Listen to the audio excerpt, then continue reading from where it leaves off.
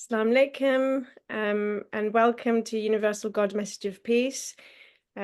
We have Dr. Zaheer and Rabbi Wiseman, and I'm Lale Tunsa. And today we're going to be, Dr. Zaheer will be talking about his perspective and understanding on the art and etiquette of argument from an Islamic perspective. Following on from last week when Rabbi Wiseman started this topic off last week, which was very good. So over to you, Dr. Zaheer. Thank you very much. I begin in the name of the God whose mercy is profound, whose kindness is forever. Frankly, what Rabbi Wiseman mentioned in the last session should suffice for a proper presentation statement on what should be the way, behavior, etiquette while communicating about serious matters of life, as serious as religion is. I might say a few things which could be termed as somewhat repetition of what he had said, but from the Islamic text, Quranic text.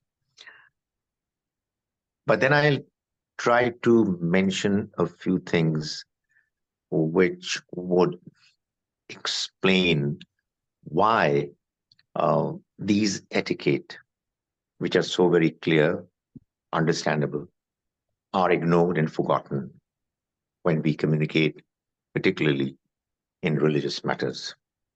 So first, what are the principles or guidance? What is the guidance mentioned in the Quran regarding communication? The first thing that needs to be mentioned is that the Quran very clearly mentions that when you have to talk about God's message, when you have to invite others to the path of your Lord, Ud'u ila sabili rabbika bil hikmah, you do it wisely, intelligently. Wal maw'izatil hasana. And if you were to present a speech, deliver a lecture, it should be done in a good way, without insulting others, without unnecessarily causing others to get disturbed, provoked, and in a nice way. وَجَادِلْهُمْ بِالَّتِي هِيَ أَحْسَنُ. And if at all there comes a stage situation when you have to discuss and debate, it should be done in a polite, in a hasana way, good way, a way that is not in the category of a debate where people are blaming each other, using negative language against each other. It should be done properly. It should be done in a way that continues to maintain respect for each other. Then we find that the same principle is mentioned in the Quran when the Almighty talks about Moses and Aaron, when the Almighty sent them to deliver the message of God to as tyrant, unreasonable a person as Pharaoh. The Quran says the Almighty told them, قُولُوا قُولَا لَهُ قَوْلًا لَيِّنًا. Talk to him, speak to him in a polite way, so that he might understand. You never know. So, we have to be always polite. We have to be always doing things in a wise manner. As Rabbi Wiseman mentioned, understanding each other, presenting your views with arguments, and that's about it. We have also been asked to talk about matters where we mutually agree when we start a discussion.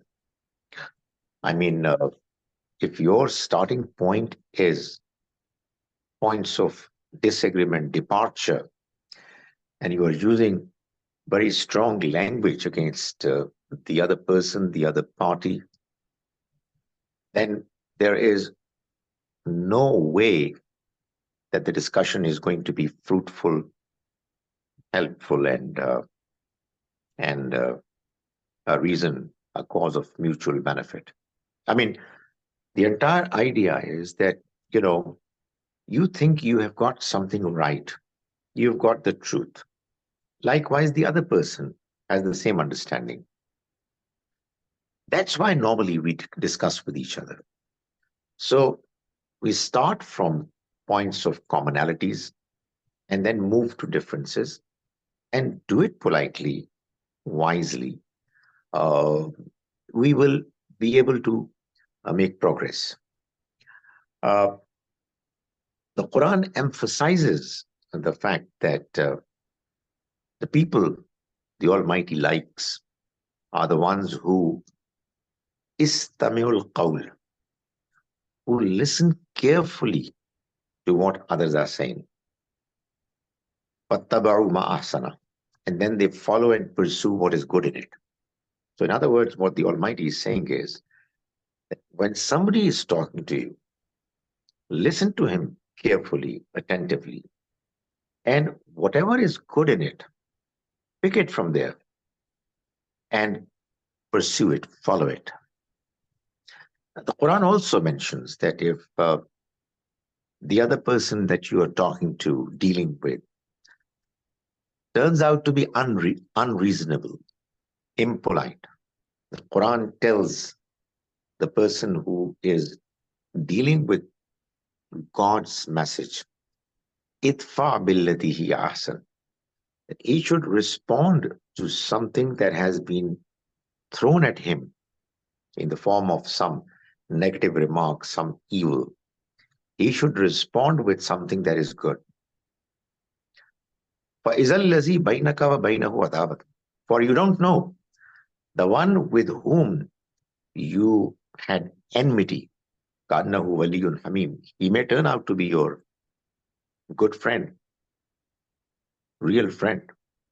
But the Quran goes on to say that it's only possible for those people who are patient, and it's only possible for those people who are very lucky.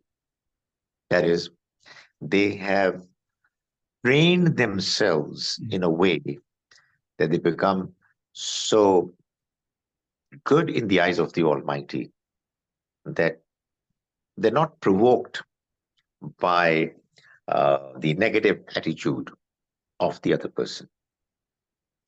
Maybe I can mention a few other things from the Quranic text to suggest that the Almighty wants us to be fair, polite, open while talking to others.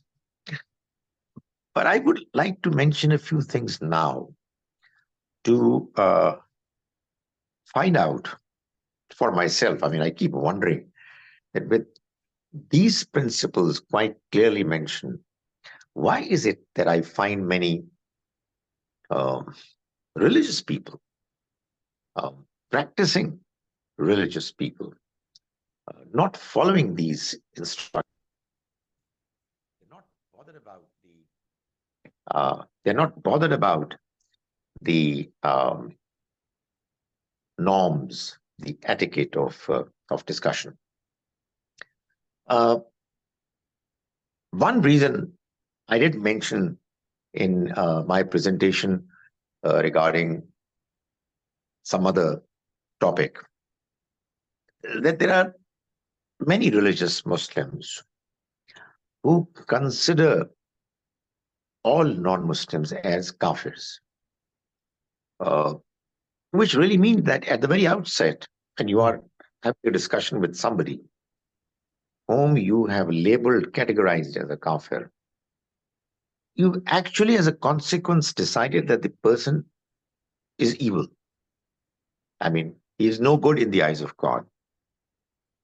He is knowingly, deliberately rejecting the truth.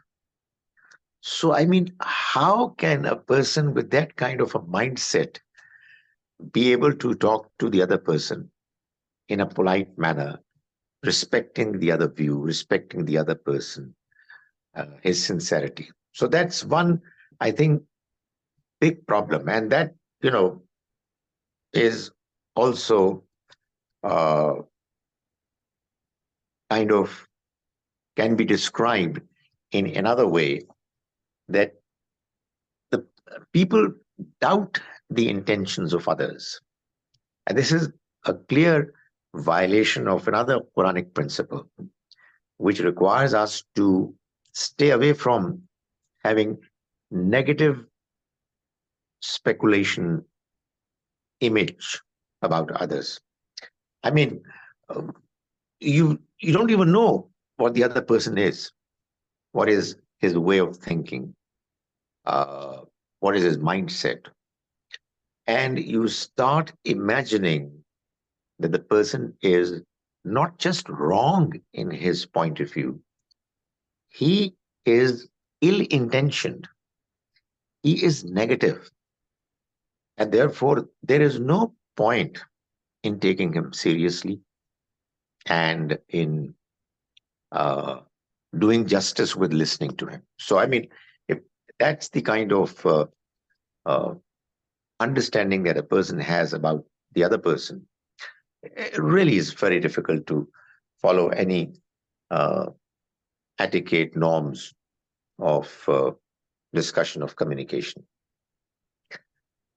There is another problem that I think which causes the difficulty to become even more serious and problematic, which is the mob psychology, the group psychology. You know, probably many people, if they were to be talked to on an individual basis, they might be more open. But when you are a part of a group, uh, you are influenced by the mindset of others. Uh, you are pressurized by the presence of others. You are worried about the reaction of others. That, if you're going to be talking to some people politely, or you will be sympathetic towards them, there's going to be a backlash, and you will not be able to survive in the environment that you are a part of. There is a mention in the Quran regarding the story of Abraham, uh, when the Almighty tells us that when he, in his initial stage of putting across the message of the Almighty, was faced with the people of his nation. He had not as yet uh, migrated to Canaan, to Palestine. He was there in Iraq. Um, when he broke idols with a view to cause people to think about what they're doing. So goes the story that when he came back, there were people who said, "Who has done it? Who could be the person who could do this to our idols?" Um, and somebody pointed out that there's a young man called Abraham who used to talk about them negatively, so he might have done it. So when Abraham was asked this question, were you the one who did it? And he said that, so goes the story that all idols were damaged except one, the biggest of them all. And he asked them, why don't you ask these idols of yours whom you worship? And they said, Abraham, they don't listen. And Abraham said that it's so strange that you pray to these idols, leaving your creator God, who you know can't even listen to you. So what are you doing then?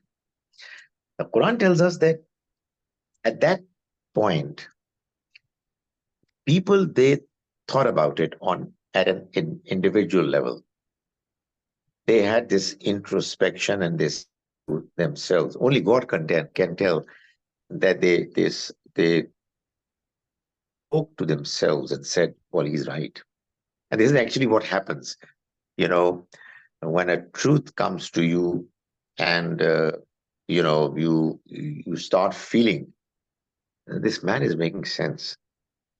The Quran mentions then that they all got together and then they started accusing him of causing harm to their gods. In other words, their collective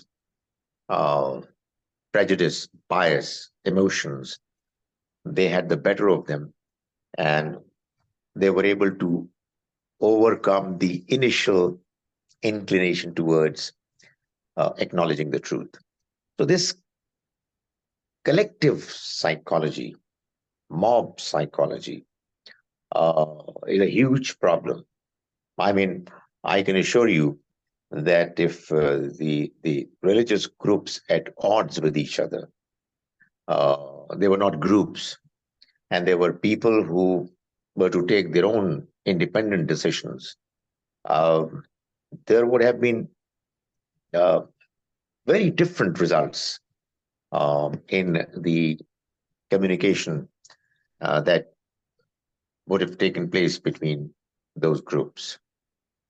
Added to this mentality is the tendency amongst religious people to blindly follow their elders. This is, again, a huge problem. The one that I mentioned earlier was a problem created by people who are there, present, alive. In the case of blind following, the trouble is that people are actually following the path of their elders, many of whom have actually passed away. And, the emotional attachment that you have with those who've already passed away, who are actually respected, revered because of their religiosity. And, when you are a part of a culture, you find yourself emotionally attached, and you can't stay away from following the same path, and it's very difficult to leave the point of view that you are emotionally attached to because of your elders. So, I mean, anything new is looked down upon, is ridiculed, ignored, not heard, not listened to, etc. And I think the reason is, I've thought about it, that what you call your faith, what you call your belief, is basically an understanding, a perception about this world, about the creator, about the design, about how things are functioning. And because we can't see it, it has to be either based on arguments, or it has to be based on a traditions to which people get emotionally attached to. So that's a huge problem. I mean, people who believe in a book to be from God ignore what is mentioned in that book and go for the collective perception of what the truth is, uh, which is not permitted to be penetrated, to be broken.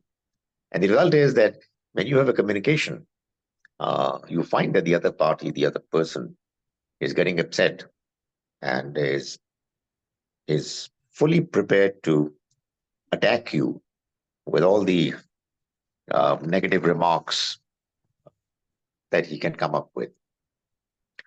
Uh, you know, this whole idea of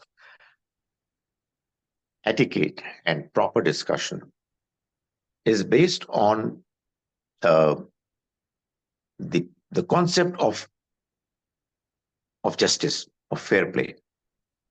And the trouble is that people cannot be convinced. Somehow they don't buy this argument that when you are talking to the other person and you are not giving the arguments of the other person uh, due weight, importance, then you are being unfair. And God would not accept an unjust, unfair attitude, approach, because it's against adl, it's against justice. So, the truth-seeking attitude is not considered to be a part of justice, which I'm sure all religious traditions emphasize more than most of the desirable virtues. So somehow, if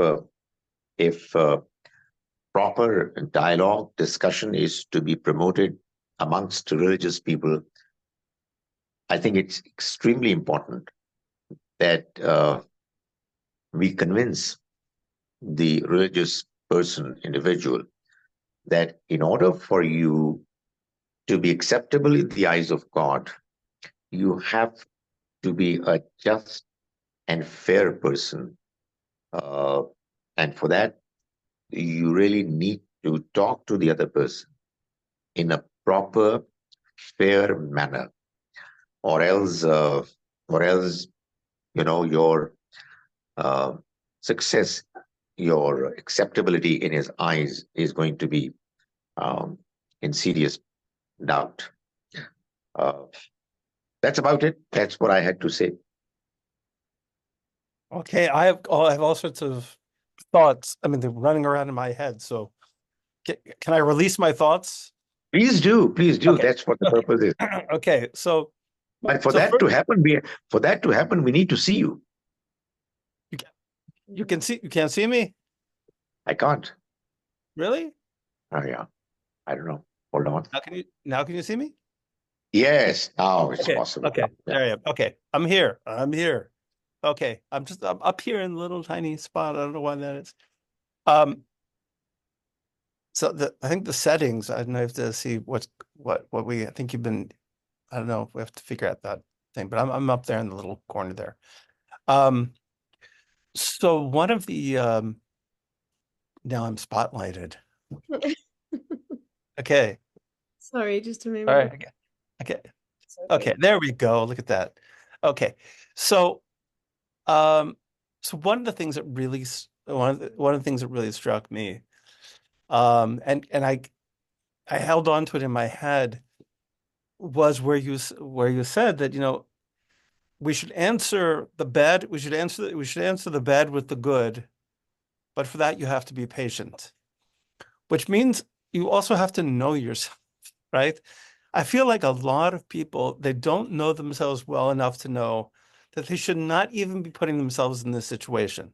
if you really if you really don't have patience, right, then this is not a good job for you. Like this is not you should not be talking about religion with people if or even or not just religion, but things which are really important to people if you're not prepared to have patience and listen, and if you can't, and if you don't have emotional control, if you don't have discipline over yourself, and this is probably just something you shouldn't do.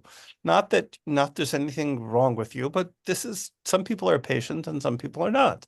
And it's something to work on in yourself and to develop yourself. I think that it's important for people to kind of be honest about their kind of their qualities and say, I'm a hothead, and like putting myself in this position doesn't do me any good. It doesn't do the other person any good. I was also sure I've always been struck by that verse about Paro, about Pharaoh, right? I mean, the worst person in the world. Okay, so it's not just talking about anybody. Okay, it's talking about the person who's least likely to listen to you, has no reason to listen to you, right? I mean, they think they're God. Okay, that's okay. A person who has all the power he could possibly want, a person who thinks he's a God, a person who other people thinks he's a God. So he has absolutely no reason to listen to you. I'm going to doubt that he was admired for his personal moral characteristics. Um, and he certainly didn't come from a society that was impressive for its moral characteristics. And what does God say? God says, go talk to him nicely. Wow. Okay. So right. So if we're supposed to talk, so this is what we call in Jewish law, it's called a kal v'chomer argument, which means that how much more so. If in the case of a person who's so horrible, you're supposed to behave nicely and speak nicely, and how much more so in the case of a normal person who's not a pharaoh, right? Who's just a normal, who's just a normal person. I think that's I think that's very, I think it's a great example.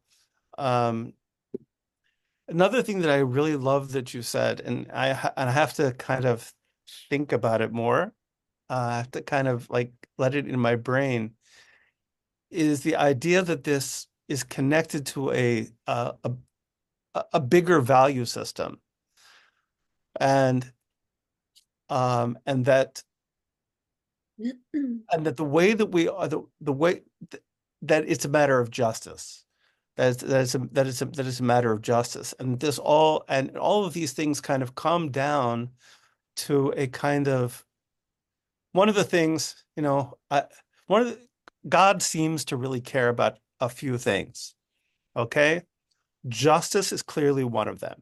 Okay, I think there's a lot of evidence if we look at the Torah, if we look at the Quran, if we look, God really cares about justice. Okay, this is a big issue, right? He created this world, and one of the big rules is the rule of justice. And you're right, it is those kinds of behaviors are inherently unjust.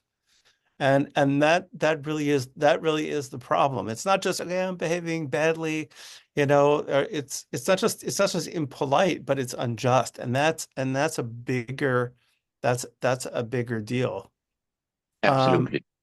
Yeah, and that's something really interesting to think about. And I actually have to I'm kind of inspired to kind of go back into the Jewish sources and see, like, if somebody sort of noticed that, because really it is ultimately that at the end of the day, it's really unfair. When I was talking last week, I was talking about this idea of, the desire to win, right? And once you do that, you're being totally unfair to the other person because they're everything that they're saying is now completely immaterial to you, right? You're not listening to anything that they have to say and it's really unjust. It's a good way to think of it.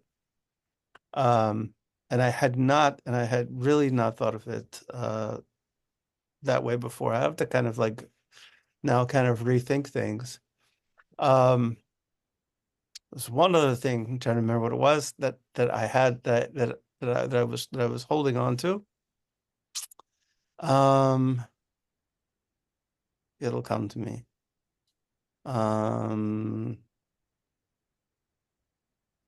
So I do have a question. I do have a question.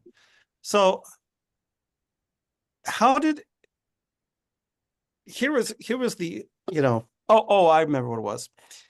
I liked very much what you said about Abraham and the kind of collective, the kind of collective mind.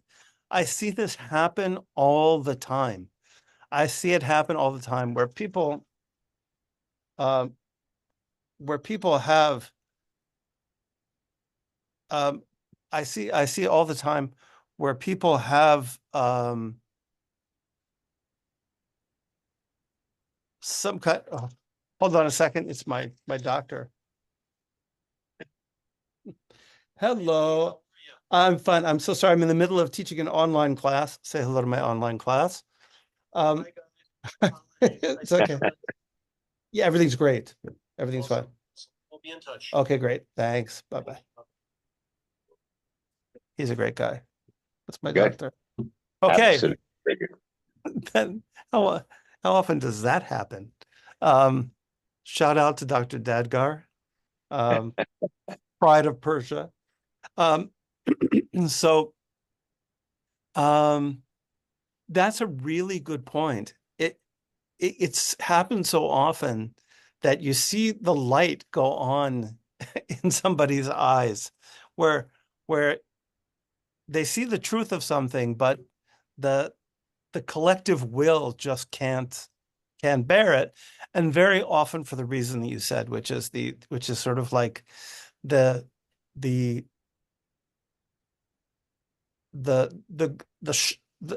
honor that's given to tradition as opposed to truth. Tradition and truth, ideally should be the same thing. Ideally, it should be identical. But in truth, we know the truth, and the truth is that it's not always the case. Things that made sense, things that may have made sense in previous situations don't necessarily make sense now. There are, of course, when it comes to cultural things, also can become enshrined as, a cultural value can become enshrined as a religious value when it was never a religious value in the first place. And tradition kind of can hold on to that. And I was thinking of years ago, there was an Egyptian politician, I forget which one it was, I can't blame anybody, and he had a beautifully wrapped Quran. He had a beautiful wrapped Quran, and he held it up in the air. Excuse me. And he said, all the answers are in here. And I was sitting with a Muslim friend, and my Muslim friend said to me, he says, he's right, but only if you unwrap it and read it. That's right. Yeah. And I think that's some of the problem with tradition. Yeah, that's Not right. enough unwrapping it and reading it. It's kind of like, yes, it's good to hold the tradition in high esteem, but it's also that tradition has to be learned and has to be used and has to be applied to situations. It's not enough just to hold up the book and say all the answers are in here. So You're absolutely right. You're absolutely right. This particular point that all answers are here. A religious person makes that statement, sadly, on many occasions, because he thinks it's my book. So, it's his kind of personal collective pride, which somehow makes him feel good about the fact that, he has a book that has answers to all the questions. It has got nothing to do with knowing the truth, seeking the truth, and following it. If you allow me, I particularly, I'm surprised people they don't they don't understand the text. They don't read the text with a view to be guided, because there is a statement in the Quran which says, whenever you speak, be fair, even if it goes against your relatives. There is a mention in the Quran that says that be fair, even if it goes against your own self-interests, the interests of your parents or your relatives. And also goes on to say that be fair, even your enemy, even if your enemy benefits from it. These words can be spoken very easily, but obviously it takes a lot of courage and a lot of emphasis, realization about the fact that, as you rightly said, God is interested in the truth, in justice, in fair play, rather than getting attached to a tradition. Traditions are important, I agree with you, but they have to gel with the truth. You know, about the remark that you made about Pharaoh, I think the reason the Almighty asked uh, the two prophets to speak to him politely was that humans were designed by the Almighty to be good. It's only our own incorrect decisions that we take in life, and then we don't get inclined to correct ourselves, don't decide to repent, that we continue to follow the evil path. But within humans, there's a lot of goodness created by the Almighty. And you never know. You know, I have a feeling that no matter how evil a person, apparently, um, there is still goodness there within humans, unless it is completely um, destroyed, spoiled, degenerated. Uh, you might have a person who has done, in your eyes, a lot of evil, but who knows, deep inside he's regretting. So, you know, that spark that is there within us, that is what needs to be addressed, and that can only be addressed politely. If you are strong in your statements, you are harsh in the way you communicate, it provokes. And the last thing that I would want to comment on what you've said is that I absolutely agree with you. You know, if you were to become an athlete, well, you should have a good physique. If you want to be a wrestler, you should be able to have the ability to wrestle properly and so on. Likewise, if you've chosen for yourself the field, the career of letting others know about the message of God, then you should look at your temperament. I mean, if it's not there, just admit, you know, I can't do this job. I'm not qualified. I'm not good enough. But sadly, what has happened is that I can tell you from where I come from, most people really, they are short-tempered. They use strong language.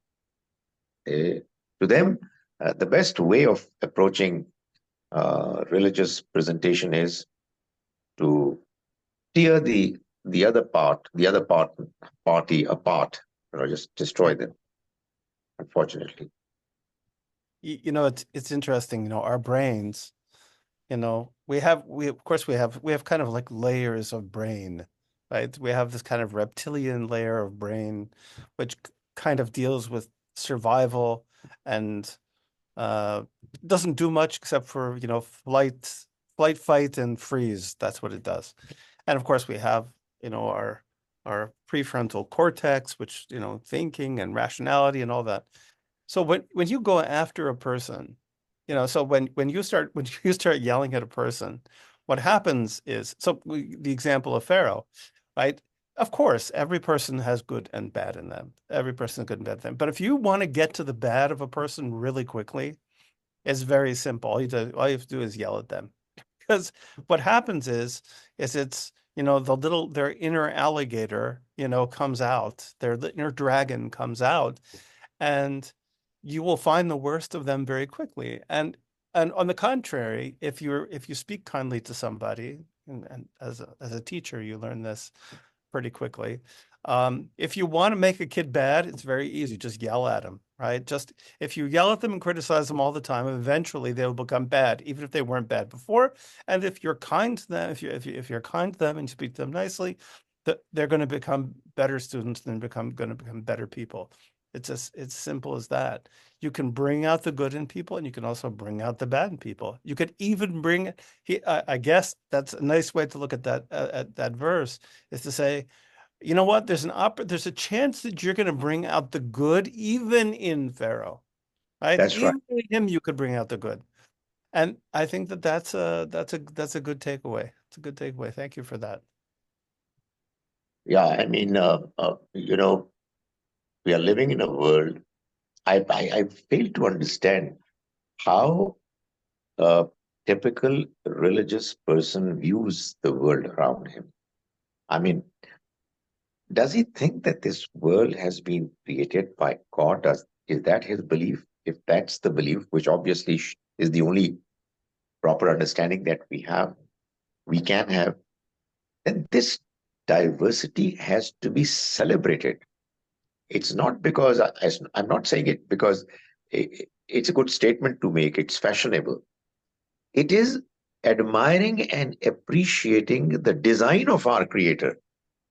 And I keep saying that if you are looking down upon others as inferiors, as evil people, simply because they are different from you, then you are not criticizing them. You're criticizing your Creator. He designed this life in a way. I mean, what could have stopped him from making all human beings Jews, Yeah, making all of them Christians, making right, all of them Muslims? I mean, right, he didn't do that. He didn't do that. right. So admire his creation and live like you are now living in a world of your Creator, and appreciating others, respecting them, and entering into a decent, proper, polite dialogue. Yeah. I, well, so you and I have the same, have the same, involved in the same mystery. It's hard to understand when you live in the creation why anybody would think, you know, so I think the fantasy is that everybody is going to be like me, right? It's always like me. It's never like somebody else. Everybody should be like me, right? So really, everybody should look the same. They should do this. They should wear their pants like this. They should wear their hat like this. They should wear this, right? They should all be the same. Everybody should be the same. It's hard to understand where that fantasy comes from, given the nature of the creation. I mean, I have a big window right here, so I can share my window. Okay, I have a big window right there. Okay, the world is out there. Okay, and what I see outside that window is an incredible variety of creatures. Okay, I'm seeing all sorts of different trees and plants, and I'm seeing all different kinds of minerals and materials, and people are walking by, and each one of them has a different face. There are no two of them that have exactly the same face. So if he made human beings so that we don't have the same face, right, which seems to me like a pretty good statement. I mean, that seems like a pretty good statement of diversity, then why would we think that he wants us all to be the same? It doesn't make any sense. It completely defies everything about the creation, everything about the world he created. So it's like talking about an artist, and saying like that he really should, because then the question is, are we correcting his work? I mean, we say, I'm sorry, like this out here, we don't like this. We want everything to look the same. So, are we all going to do, there was a guy, I'm not going to say his name, there was a kind of Turkish cult leader who had all of his followers have plastic surgery so they would all have the same face. So is that where is that where we're going? I mean, saying, I'm sorry, creator, but you did this thing of giving us different faces, but it's not working out for us. Really, we should all look alike. So we're going to have plastic surgery so all of us look exactly the same. It makes about that much sense. So, True. okay, I'm ranting. No. I think it's a very, very important point, which I think the more we humans, particularly those who are interested in religion to survive and thrive in this world, we must celebrate diversity. That doesn't really mean that we do not talk about our differences. It is important that we talk about them, but that's what the whole purpose of what you said the last time, and what I was trying to say this by afternoon, that we must learn how to communicate in a proper way. There are certain etiquette, certain norms that are important to be respected and observed, which unfortunately are not being properly considered while we communicate with each other. And I think probably it's a good idea that we keep reminding each other about it. There is a lot of temptation amongst humans to draw away from the expected standard norms. Let's not forget that Satan is there within us. There is this evil that always tries to embarrass us. So I think it's always important that we keep getting reminded, because every now and then there is a temptation and tendency to go wrong. That is absolutely true. So that we now have the privilege of Dr. Lale back with us, I think we need to have a few words of wisdom from her too. I don't think I can add much to what's already been said and discussed, really. I thought that was amazing, really beautiful points made. Thank you so much. I would I completely agree with everything you say.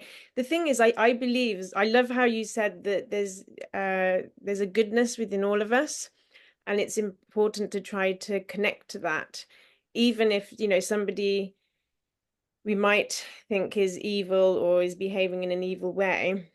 If our goal is to try and understand why they're behaving like that, instead of mocking, belittling, putting them down, to boost our own ego or to be right, if actually we are seeking the truth within them and within ourselves to connect to that, then everything would be so different. I think the way we talk to each other, and that truth, I think I would describe it as righteousness and justice. Like you said, justice. I believe that bit of righteousness, that unchanging truth. So I think there is a fundamental essence, like there's a truth which doesn't change, but the way that we choose to express that truth is different, and everybody expresses it in their own unique ways. And sometimes people might express it in a way that appears to be evil, because perhaps they haven't found connected to that part of themselves yet. And but really, I believe that we all really seek that righteousness, that inner righteousness, and we all can connect to each other through that justice, which is to treat each other how we want to be treated. Who can deny that we all want to be treated with respect? Who can deny that we all want to be treated with forgiveness? Who can deny that we want to be treated with mercy and compassion, and be appreciated for our efforts, and to be treated in a gentle, kind manner, to be listened to be loved unconditionally, for who we are, and accepted. And who would deny that they want their voice to be heard? They want the ability to be able to speak their truth and to be able to express their truth. You know, there's a part of us, all of us, that is there anybody that can deny that? Who and if there is, let's talk about it. Let's really try and understand, you know, is there any difference in that humanity within all of us? But the way we express it, so I believe, you know, we've all been, and it's, you know, I'm just stating simple things here, really, that, you know, we've all got different unique blessings, gifts, talents, and likes and dislikes. You know, someone might enjoy music, someone might enjoy playing the violin, someone might enjoy singing, and someone might be blessed with a nice voice to be able to sing, and someone might be blessed with, you know, the ability to draw a nice picture and to express their understanding of truth in that way. And I think one thing that stops us from discovering truth is we're afraid. We're afraid to leave our comfort zone. And that comfort zone we sometimes find in tradition and culture because it feels safe. It feels safe to follow the crowd. It feels safe to, you know, it's seeking truth. The path of truth is a frightening process because it means you have to let go of your current understanding of truth, which is a comfort zone, in order to discover something new. But unless we can actually be prepared to let go of that and accept that there's always something higher than our current understanding, you know, then we can't grow. Then we become stagnant. And then if we always believe that we're the same person as we were yesterday and that we're right and everybody else is wrong, then yeah, we're not going to get anywhere. And I think it's that stops us from speaking and listening to one another. And I'm far from perfect. And may God give me more patience sometimes, you know, when I talk to people, you know, even my children, sometimes it just gets, you know, but I think patience is really, really important. And I pray that God gives me more patience and all of us. Yeah, Amin. To seek truth, to speak it, and to follow and to express it in our behavior, and to treat each other how we want to be treated. That's justice. So Good. That's true. Thank you so much. Thank you very much. Thank you very much. all so much. Thank you both so much. Like, this is just, it makes me so happy to all be able to sit here and talk like this. And you're both full of wisdom. May God bless you both. And thank you for sharing all your wisdom with everybody. So Thank you. Thank you very much. Okay. Assalamu alaikum. Alaikum assalam.